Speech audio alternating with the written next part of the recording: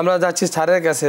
স্যারের কাছে আমরা জানতে চাই যে মাহে রমাদানে আমরা সিয়াম সাধনা থাকতেছি, সুবে সাদিক থেকে সূর্যাস্ত পর্যন্ত পানাহার থেকে বিরত থাকতেছি। বর্তমান চিকিৎসা বিজ্ঞানও বলে, যেমন যাদের ডায়াবেটিস হয় বলে যে আপনি সকালবেলা কম খাবেন, হালকা নাস্তা, দুপুরবেলা একটু খাবার, রাত্রেবেলা একেবারেই না খাওয়ার জন্য বা হালকা কিছু খাবার জন্য উৎসাহ প্রদান করেছেন। এখন মানে ইসলাম এবং চিকিৎসা বিজ্ঞান এর মধ্যে কি বলে চিকিৎসা বিজ্ঞান এবং ইসলাম? ইসলাম আর চিকিৎসা বিজ্ঞান কিন্তু একটা আরেকটা সাংঘর্ষিক নয়। প্রথমে আমি বলতে চাই একটা আরেকটার পরিপূরক, সহায়ক বা পরিপূরক, কমপ্লিমেন্টারি। আজ থেকে 1500 বছর আগে কোরআন নাজিল হয়েছে, আর এখন মানে তখন থেকে এই পর্যন্ত চিকিৎসা বিজ্ঞানের উন্নতি হচ্ছে। চিকিৎসা বিজ্ঞানে কোনো হার্ড অ্যান্ড ফাস্ট কোনো রুল নাই।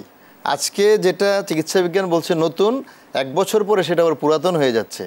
কিন্তু কোরআন কিন্তু কনস্ট্যান্ট হিসাবে ওই একই বক্তব্য, একই কথাই কিন্তু গবেষণার মধ্য দিয়ে যা আমরা বের করছি বা আমরা পাচ্ছি, কোরআনে কিন্তু সে কনস্ট্যান্টলি ওই কথাগুলি বলা আছে।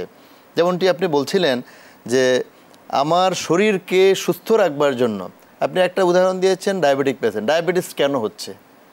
একটা তো জেনেটিক বা জিনগত কারণ আছে, সেটা আমরা অস্বীকার করছি না, কিন্তু আমার নিজেরও তো কিছু দায় দায়িত্ব আছে। অবশ্যই আমি কি গ্রহণ করছি, আমি কি খাচ্ছি, আমি কিভাবে চলছি, আমার কি আমার সুস্থ থাকবার জন্য আমার নিজের কি কিছু করণীয় নেই? আমরা কি সেটা করছি কিনা, কোরআন হাদিস মোতাবেক আমরা চলছি কিনা? আমি যদি 5 ওয়াক্ত 5 বার নামাজ পড়ি, 5 বার আমাকে ওযু করতে হচ্ছে। আপনারা হাদিস শরীফে আসছে যে পবিত্রতা হচ্ছে ইমানের অঙ্গ, আমাকে আত্মাহুরু ছাত্রুল ইমান। এই যে পরিচ্ছন্নতা বা পবিত্রতাটা, এইটার মধ্য দিয়ে ওযু করছি আমরা, তারপরে নামাজ পড়ছি, তা আমাকে পরিচ্ছন্ন থাকতে হচ্ছে। তো সুস্থ থাকার প্রথম নিয়ামক হচ্ছে পরিচ্ছন্ন থাকা। তারপরে এই যে নামাজ পড়ছি আমরা, হাঁটার কথা বলা হচ্ছে, ব্যায়ামের কথা বলা হচ্ছে, ব্যায়াম করছি।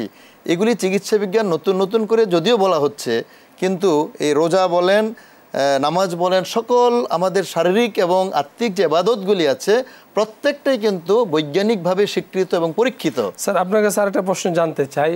অনেক দেখা যায় অনেক মানুষ আছে শরীর সুস্থ এবং হয়তোবা যুবক অথবা যুবতী, তারা গ্যাস্ট্রিকের দোহাই দিয়ে সওম থেকে বিরত থাকে।